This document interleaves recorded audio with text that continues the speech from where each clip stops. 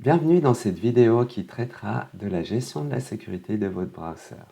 On l'a vu dans les parties précédentes que quand on tente de communiquer à l'aide de notre front-end vers une API externe, eh bien cela peut parfois poser des soucis. Tous les browsers modernes appliquent la Same Origin Policy, qui est en fait un mécanisme de sécurité pour vous protéger contre des attaques de pirates. Alors, ce mécanisme, en fait, il est assez simple. C'est qu'à chaque fois que votre browser va charger un document ou un script donc sur une origine, eh bien, il ne pourra pas accéder à des ressources d'une autre origine. Alors, on parlera de même origine entre deux URL quand c'est le même protocole d'accès à l'origine, HTTP ou HTTPS. Si c'est le même port, eh bien vous savez que par défaut, c'est le port 80 qui est utilisé quand on tape une URL dans son browser. Et aussi si c'est le même host, donc le même nom de domaine pour accéder à votre origine. Alors, il y a trois grandes familles de types de requêtes cross-origin. La première famille, c'est des requêtes de type écriture vers une autre origine. Eh bien, en règle générale, ce type de requête est permis. Alors, il s'agit principalement lorsqu'on envoie des données à l'aide d'un formulaire.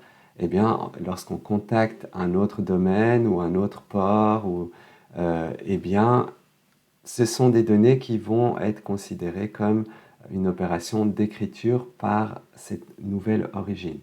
Même chose quand on clique sur un lien ou qu'il y a une redirection, là, il pourrait y avoir des paramètres dans votre URL qui correspondent aussi à des infos qu'on envoie à une autre origine pour potentiellement écrire sur cette nouvelle origine.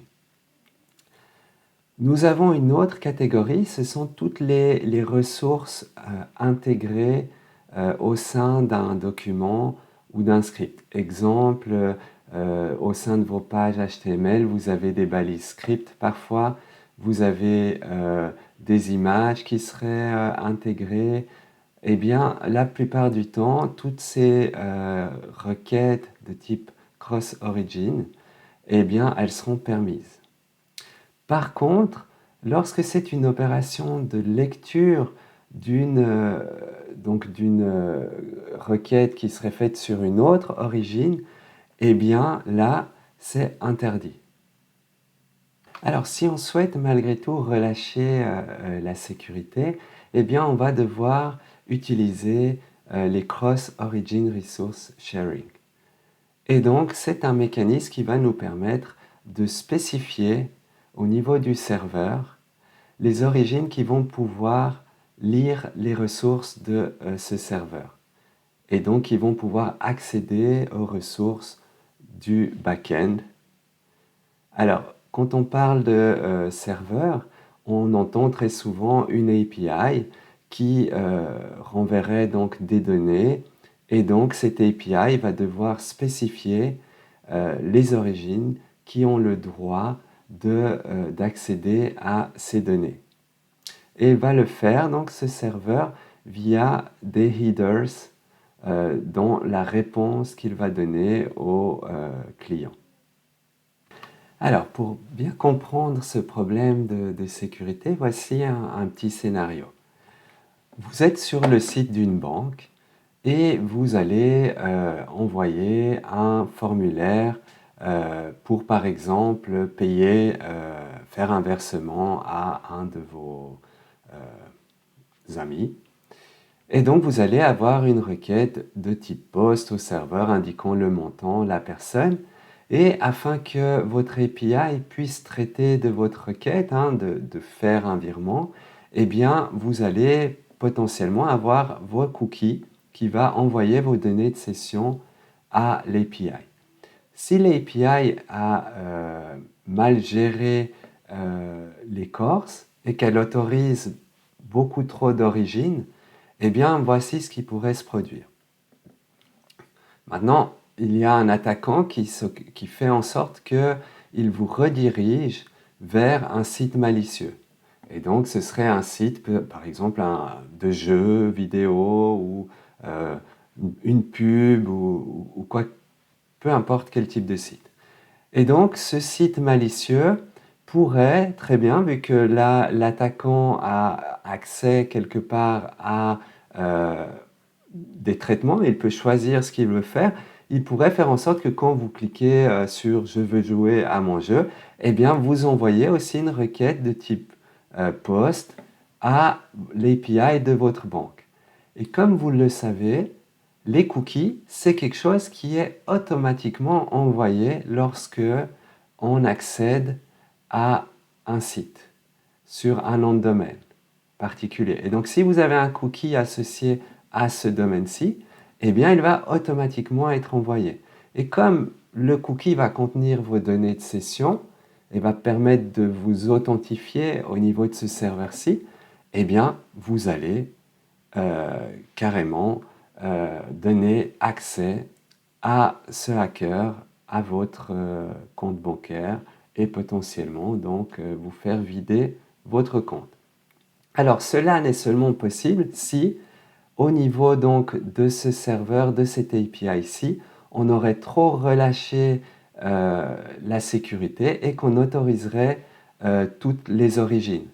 Et c'est pour ça que cette API, normalement, va autoriser seulement les origines qui seraient associées, par exemple, au nom de domaine mybank.com. Du coup, si elle reçoit des requêtes d'une autre origine, eh bien, le browser, lui, va voir que cette origine n'est pas acceptée et va stopper la lecture. Et donc, ce ne sera pas possible de vous attaquer. Alors, il existe d'autres types d'attaques, hein, mais qui ne sont pas du tout associés aux cores. C'est une autre problématique. C'est aussi si vous êtes au sein du forum hein, de votre banque et que vous postez un message, eh bien là aussi, ce message sera peut-être donc enregistré au niveau de l'API de votre banque. Et donc là aussi, vous allez envoyer votre cookie pour permettre de vous identifier au niveau donc de vos données de session pour que l'API accepte d'enregistrer le message que vous auriez mis sur le forum. Eh bien là, il y a d'autres types d'attaques hein, qui s'appellent les attaques de type cross-site scripting, où en fait l'attaquant s'occuperait donc de mettre un morceau de code au sein du forum, un petit morceau de JavaScript par exemple, qui, lorsque vous vous connecteriez sur le forum de votre banque, eh bien, ce JavaScript pourrait être activé et faire en sorte d'envoyer vos cookies à une nouvelle URL, ici par exemple vers le site du hacker. Le hacker aurait donc accès à vos données de session, à votre euh, token ou à tout ce qui serait nécessaire pour pouvoir vous authentifier via votre banque et donc pourrait ensuite utiliser vos données de session pour se connecter. Voilà, ça demande un autre traitement pour se protéger. On verra potentiellement ces aspects-là lorsqu'on veut traiter de données d'un formulaire. Eh bien, il faudra faire attention à échapper certains caractères, faire en sorte que si on met une balise script par exemple au sein donc d'un formulaire, eh bien qu'elle ne soit pas interprétable comme du JavaScript mais juste comme une string. Et donc on peut le faire en échappant tous les caractères. Alors si on prend notre démo précédente, nous avions donc un back-end qui écoute sur le port 3000 et un front-end qui lui écoute sur le port 80. Dès lors, quand on contacte l'API qui est sur un autre port que le serveur qui offre le front-end, nous avons donc un problème de sécurité. Le single origin policy est appliqué par notre browser et va stopper, bloquer la requête puisqu'il ne va pas pouvoir lire de l'origine qui est donc sur le port 3000, l'API est donc sur une autre origine, vu que nous avons un port différent. Alors, nous aurons deux options pour traiter de ce problème. Euh, une option, c'est de relâcher la sécurité via des courses. Et quand on utilise donc Express et Node.js, on peut installer le package course et qui va nous permettre donc de préparer pour chaque réponse qu'on renverra donc à notre client des headers dans lesquels on va mettre les origines autorisées. Et donc ici, vous voyez comment on peut utiliser le package course. On va spécifier dans le header des réponses qu'on passera donc à nos clients.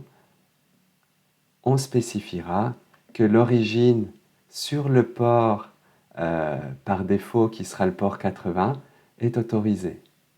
Et donc, dans la démo associée à notre back-end et front-end qui est indépendant, nous allons gérer des courses. Et donc, c'est cette démo-ci dans le répertoire SPA de démo. Nous avons ce répertoire-ci. Au niveau de l'API, nous allons donc relâcher la sécurité en faisant appel au package course, en indiquant que l'origine localhost est donc autorisée à lire les réponses de cette API. Et nous appelons donc ce middleware pour chaque requête qui seront faites sur le routeur qui gère les utilisateurs. En gros, ce middleware, ce qu'il va faire, c'est que si l'origine est bien comprise dans les origines autorisées, va faire un appel du next et donc va bien appeler le routeur pour traiter les requêtes. Et si l'origine n'est pas bonne, eh bien simplement, nous allons avoir un message d'erreur qui sera renvoyé à l'application cliente. Alors pour l'application maintenant qui utilise le back-end où on a relâché la sécurité, eh bien quand on regarde ce qui se passe, Submit, on voit qu'on a bien pu se loguer. Et ici, quand on regarde les différentes requêtes, au niveau du login, on voit qu'on a fait une requête sur cette URL-là. C'est donc le routeur au niveau de l'API des utilisateurs qui prend la main. Et donc dans sa réponse, on voit qu'il permet le contrôle au niveau de l'origine localhost. Du coup, c'est ce qui a permis au fait qu'on a pu avoir notre requête post qui s'est bien terminée et on a récupéré ensuite l'accès au niveau de notre page. Et il y a eu une nouvelle requête quand on a voulu voir la liste des utilisateurs, là aussi à l'API users. Et on voit que dans la réponse, comme c'est le routeur users qui traite de cette requête, eh bien, les corses au niveau du middleware ont été rajoutés pour l'origine localhost dans la réponse de l'API. Et donc, c'est pour ça que le browser a autorisé à chaque fois la lecture des informations de l'API. Voilà, donc cette solution est chouette, ça marche, mais vous n'êtes pas tout le temps responsable de l'API. Et donc, si l'API ne vous appartient pas et qu'ils n'ont pas relâché la sécurité, eh bien, vous n'allez pas pouvoir modifier les corses. Et donc, on va avoir une nouvelle option pour contourner le problème de sécurité. Cette nouvelle option, c'est l'utilisation d'un proxy qui va transférer les requêtes de notre front-end vers l'API. Donc pour le browser, il ne va rien voir. Pour lui, il fait une requête, par exemple, vers l'URL /users login pour donc s'authentifier. Et le proxy, lui, ce qu'il va faire, il va renvoyer cette requête vers l'API. Et donc, dans le cas de figure de notre application où on a notre front-end et un petit serveur statique qui écoute sur le port 80 et notre back-end qui, lui, est notre API et qui écoute sur le port 3000, eh ben, le proxy, lui, il va donc renvoyer la requête sur le port 3000. Et là, ben, c'est le back-end qui prend ça en charge comme si de rien n'était. Et lui n'a plus besoin de gérer de Corse ou quoi que ce soit. D'ailleurs, on n'est même pas responsable de cette API. Et lorsque cette API va répondre, eh bien, le proxy va s'occuper de transférer la réponse au client. Et donc, pour le browser, il n'y a pas eu de changement d'origine. C'est le proxy qui a traité tout ça de manière cachée. Alors, il existe une multitude de proxys. Nous, on va utiliser un proxy sous Node.js. Et donc, voilà le nom du package associé. Dans ce cours-ci, nous vous conseillons d'utiliser donc ce middleware parce qu'il est fort complet. Il vous permet notamment de réécrire des URL et donc très pratique. Ici, l'idée c'est qu'à chaque fois qu'il y aura une requête sur /API, eh bien notre middleware va être appelé et va changer la cible vers voilà, quelque chose qu'on aurait pu mettre dans une variable de configuration. Donc ici, la démo associée à l'utilisation d'un proxy se trouve dans le répertoire démo et donc au sein de SPA, ce dossier-ci. Et donc dans app.js, nous initialisons le serveur proxy, donc au niveau du front-end, qui va rediriger tout ce qui est sur /API vers cette valeur-ci. Et cette valeur-ci, elle est dans le fichier de config. On redirige donc vers le port 3000.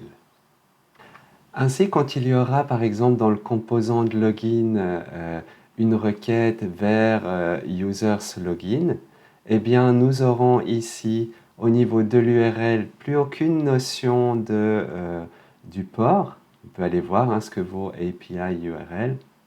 En fait, c'est simplement /API. Et du coup, l'URL à chaque requête vers notre API, ce sera /API, /users, /login par exemple. Ce type de requête va être transformé par notre middleware qui fait office de proxy vers le port 3000. Et donc, interrogation de l'API. API répond et renvoie les données au client via le proxy. Pour le browser, donc, il n'y a pas eu de changement d'origine. Et donc, quand on utilise notre browser pour nous loguer,